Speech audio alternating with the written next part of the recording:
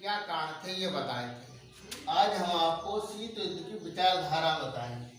शीत युद्ध था एक विचारधारा का। अमेरिका की विचारधारा पूंजीवादी थी और सोवियत संघ की विचारधारा साम्यवादी और समाजवादी थी। दोनों की विचारधारा में अंतर था, इसलिए इनमें वाक युद्ध था। अगला प्रश्न है, द्वितीय और प्रथम विश्व युद्ध कब हुआ था? प्रथम विश्व युद्ध 1939 से प्रथम विश्व युद्ध 1914 से 1918 के मध्य हुआ था। द्वितीय विश्व युद्ध 1939 से 1945 के मध्य हुआ था। ये युद्ध मित्र और धुरी राष्ट्रों के बीच में हुआ था।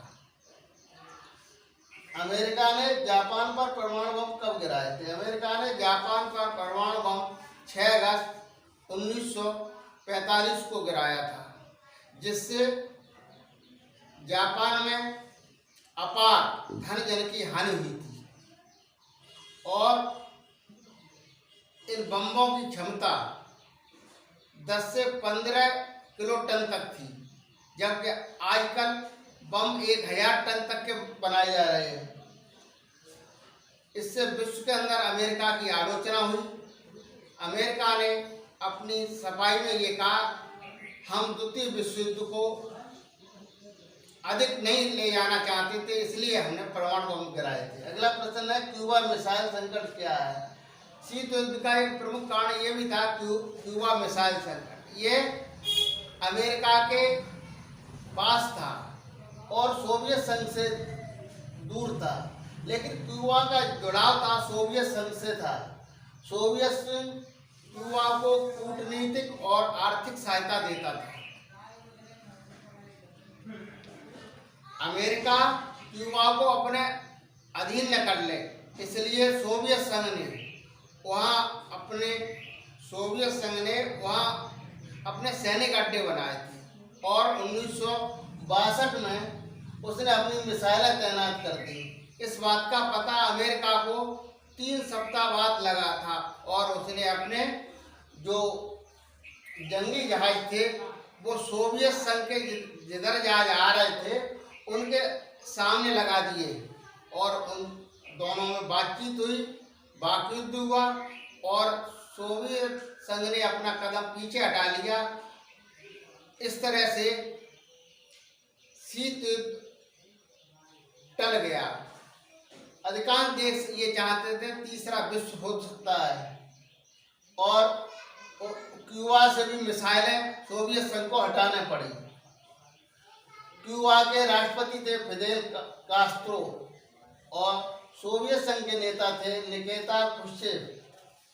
छोटे देशों को महाशक्तियों से जुड़ने से क्या लाभ था? ये दो महाशक्तियां थीं, छोटे छोटे देशों को अपनी तरफ मिला रहे थे। जो पूर्वी यूरोप था उधर सोवियत संघ से उनका जुड़ाव था और पश्चिमी यूरोप का अमेरिका से जुड़ाव था। छोटे देशों को लाभ था, सुरक्षा का वायदा, हथियार और आर्थिक मदद मिलती थी। अगला प्रश्न है, महाशक्तियां छोटे छोटे देशों को अपने में शामिल क्यों करती थी? पहला कारण है महत्वपूर्ण साधन। महत्वपूर्ण साधन क्या? उनसे वहाँ तेल, खनिज और पेट्रोलियम मिलता था। जैसे मान लीजिए इराक है, इराक को से अगर किसी ने मित्रता की है या उसको अपने अधीन किया है तो वहाँ से तेल की सप्लाई मिल जाएगी। भूक्षेत्र सेना का संचालन करने के लिए सैनिक ठिकाने, जैसे सोवियत संघ ने क्यूबा को एक सैनिक ठिकाना बनाया था। आर्थिक सहायता, छोटे देशों को ये महाशक्तियां उनको आर्थिक मदद करती थी। अगला है दो ध्रुवीयता का प्रारंभ। और 1945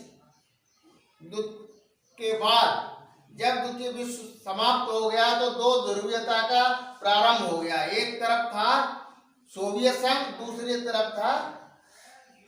दूसरी तरफ पश्चिमी गठबंधन था जिसे अमेरिका कहते हैं, उसको प्रथम दुनिया भी कहते हैं।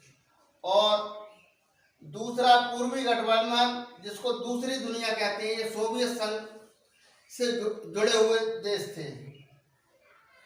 वहाँ बीच में यूरोप में जो जर्मनी की राजधानी भी है बर्लिन, वहां पर दीवार लगा दी थी। एक तरफ अमेरिका, दूसरी तरफ सोवियत संघ।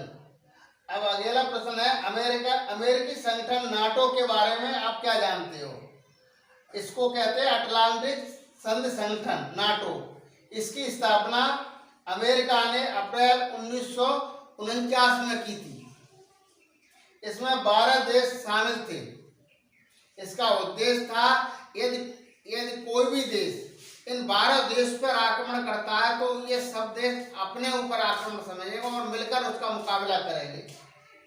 अगली है, वार्सा संधि के बारे में क्या जानते हो? सोवियत संघ ने नाटो संधि के जवाब में एक वार्सा संधि की। ये सन 1955 में की थी। इसका उद्देश्य था कि नाटो में शामिल देशों का सामना कर सके। तो इस तरह से हमने आज आपको शीत युद्ध का दौर और दोनों महाशक्तियों के बीच में जो शीत युद्ध हो रहा था, उनमें टकराव का जो कारण था वो बताया। ठीक है, आज इतना ही।